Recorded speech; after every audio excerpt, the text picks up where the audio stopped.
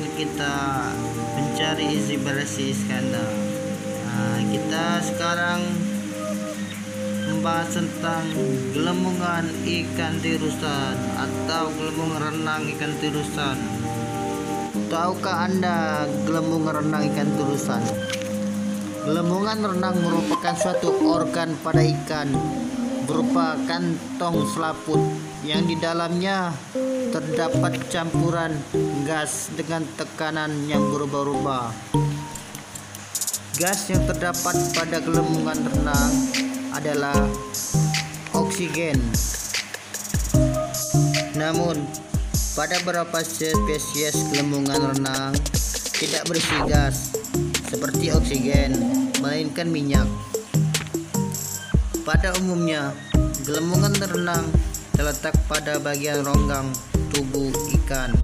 Gelembungan ini dapat mengalami kerusakan atau kelainan yang umumnya kita jumpain, misalnya luka dalam akibat berkelahi dan kelainan bentuk tubuh. Hampir semua jenis ikan memiliki gelembungan renang, namun tidak pada ikan. Contohnya pada ikan yang tinggal di laut dalam. Pada ikan yang bertulang rawan seperti hiu, mereka tidak memiliki gelembungan renang. Tahukah Anda, gelembungan renang memiliki berbagai fungsi bagi ikan itu sendiri, yaitu mengatur tubuh ikan saat mengapung di dalam air. Selain bermanfaat bagi ikan itu sendiri, gelembungan ini bermanfaat bagi kehidupan manusia. Fungsi dan manfaat gelembungan ikan tirusan ini: 1. Dibutuhkan di medis. Gelembungan ini dibikin untuk benang jahit untuk operasi kita. 2. Manfaat ikan gelembungan ikan tirusan ini mengandung kolagen. Manfaat kolagen: 1. Memperkuat daya tahan tubuh. 2. Membantu program diet. 3. Meningkatkan kepadatan tulang. 4. Mempercepat regenerasi sel kulit.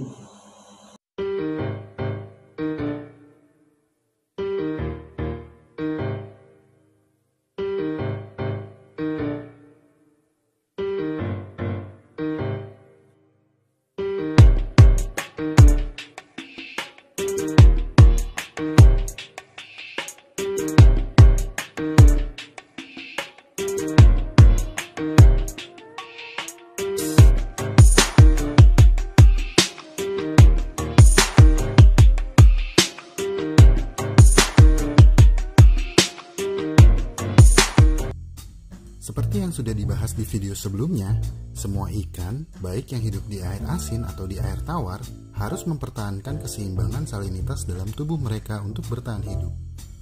Proses ini disebut osmoregulasi.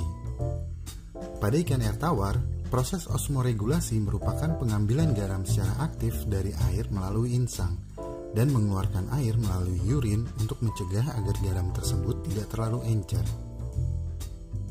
Pada ikan air asin, justru sebaliknya, yaitu mengeluarkan larutan garam berlebih dari tubuh yang diterima ketika mereka menyaring air laut melalui insang, sehingga mencegah cairan di dalam tubuh mereka menjadi terlalu asin. Pembahasan lebih detail tentang osmoregulasi bisa dilihat di video sebelumnya ya. Namun pada ikan hiu, proses osmoregulasi sedikit berbeda. Hiu memiliki keistimewaan karena darah mereka secara alami bersifat isotonik terhadap lingkungan hidupnya. Ini berarti bahwa jumlah zat terlarut dalam tubuh mereka sama dengan air di sekitar mereka. Dengan kata lain, hiu adalah osmoconformer.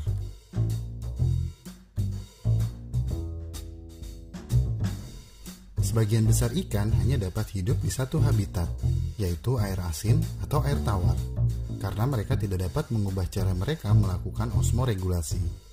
Tetapi ada beberapa spesies yang menghabiskan masa hidup mereka di dua habitat tersebut, karena mereka dapat beralih di antara dua metode osmoregulasi. Spesies ini dikenal sebagai euryhalin atau diadrom. Kategori ini dibagi menjadi dua, yaitu katadrom dan anadrom. Mari kita bahas secara singkat. Ikan katadrom menetas atau dilahirkan di habitat laut. Lalu mereka bermigrasi ke daerah air tawar, di mana mereka menghabiskan sebagian besar kehidupan mereka. Saat dewasa, mereka akan kembali ke laut untuk bertelur. Katadrom berarti berjalan ke bawah. Ini mengacu pada migrasi ikan dewasa ke arah laut. Sementara ikan anadrom adalah kebalikan dari ikan katadrom, yaitu mereka menetas dan tumbuh di air tawar, kemudian bermigrasi dan menjadi dewasa di lautan. Lalu ikan dewasa akan bermigrasi kembali untuk berkembang biak di habitat air tawar. Anadrom berarti berlari ke atas, yaitu ke arah hulu sungai. Waktu dan durasi dari migrasi sangat bervariasi berdasarkan spesies. Demikian juga dengan jarak tempuhnya. Beberapa spesies bahkan melakukan perjalanan migrasi hingga ratusan kilometer untuk bertelur dan berkembang biak. Berikut adalah 10 ikan yang telah berevolusi menjadi euryhalin untuk bisa bertahan di kedua lingkungan.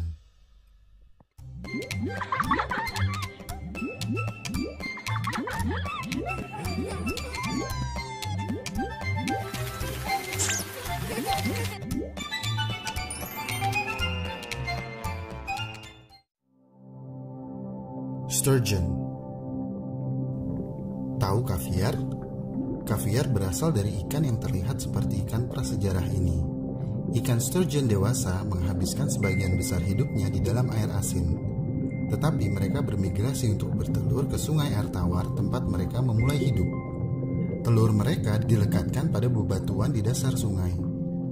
Mulai dari mereka menetas sampai mereka remaja, ikan sturgeon menghabiskan kehidupan mereka di sungai air tawar, sampai mereka cukup besar untuk pindah dan hidup di lautan terbuka. Ikan hiu gergaji. Ikan yang terancam punah ini berasal dari Indo-Pasifik Barat. Mereka hidup di habitat laut yang dangkal, tetapi sering ditemukan di muara dan di sungai.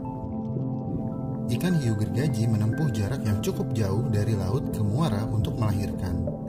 Anak hiu akan menghabiskan tahun-tahun awalnya di lingkungan air tawar. Mereka melakukan migrasi ini untuk menghindarkan bayinya dari pemangsa yang lebih besar, termasuk hiu dan buaya air asin. Salmon sockeye. Salmon adalah ikan jenis euryhalin yang paling umum. Seperti kebanyakan spesies salmon, salmon sockeye kecil menetas di sungai air tawar, lalu menghabiskan sebagian besar hidupnya di perairan Samudra Pasifik. Mereka akan kembali ke sungai tempat mereka lahir untuk bertelur.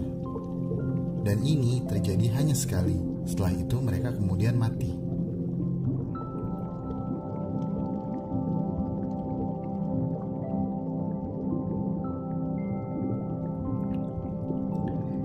Hiu banteng atau bull shark.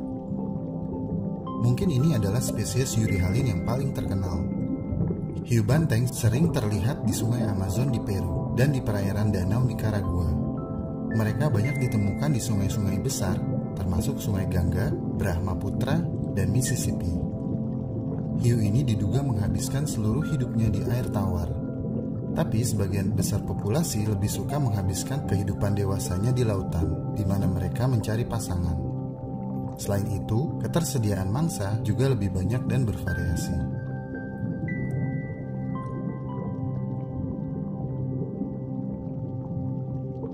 Kakap putih atau baramundi. Baramundi banyak ditemukan di seluruh perairan Indo-Pasifik Barat. Spesies ini menghabiskan sebagian besar hidupnya di sungai air tawar, tetapi bermigrasi ke hilir dan muara pada awal musim hujan untuk kawin dan bertelur. Telur baramundi membutuhkan air payau yang ditemukan di muara dan dataran pasang surut untuk menetas dan bertumbuh besar. Belut Amerika. Belut Amerika memulai hidup mereka sebagai telur, lalu menetas di tengah laut Sargasso. Kemudian belut kecil ini terbawa oleh arus laut menuju pantai Amerika Serikat, di mana mereka akan bermigrasi ke danau atau perairan sungai terdekat. Perjalanan ini bisa memakan waktu bertahun-tahun, dengan jarak tempuh hingga 3.700 mil. Belut menghabiskan kehidupan dewasanya di air tawar, lalu mereka akan kembali ke laut Sargasso untuk bertelur. Saat mereka bermigrasi untuk bertelur, mereka tidak akan makan, dan mereka akan mati setelah selesai bertelur.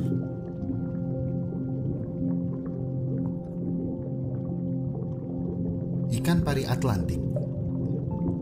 Ikan pari kecil ini ditemukan di Samudra Atlantik bagian barat, di sebagian pantai timur Amerika Serikat dan Meksiko. Mereka mampu mentolerir berbagai salinitas yang berbeda. Ikan pari ini adalah satu-satunya jenis Elasmo branch air tawar di Amerika Utara.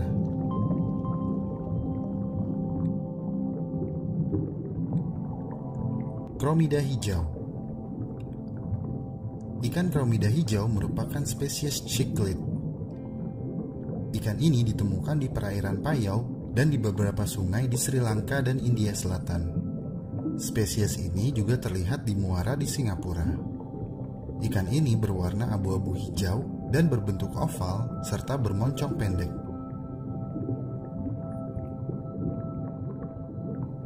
Desert pupfish.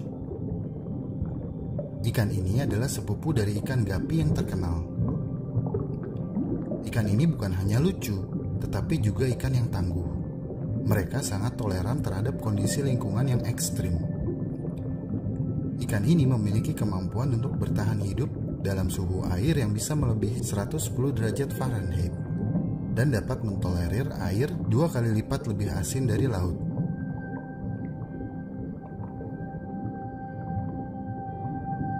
Ikan lamprey Pasifik.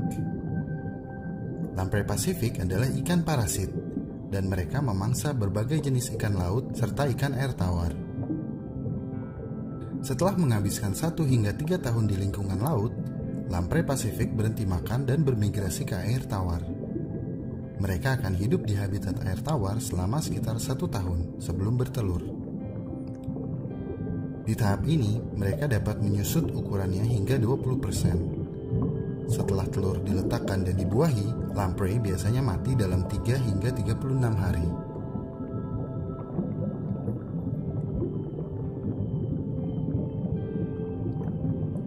Aku yakin masih banyak ikan Euryhalin yang lain yang belum disebutkan.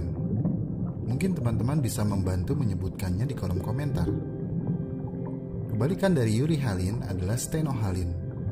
Ikan Stenohalin hanya dapat bertahan di dalam tingkat salinitas yang terbatas.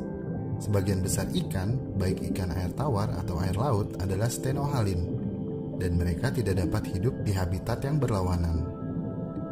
Meskipun banyak ikan Euryhalin yang dapat mentolerir perubahan ekstrim dalam salinitas, sebagian besar memerlukan perubahan atau adaptasi bertahap dari satu lingkungan ke lingkungan yang lain untuk memastikan tubuh mereka melakukan penyesuaian yang diperlukan.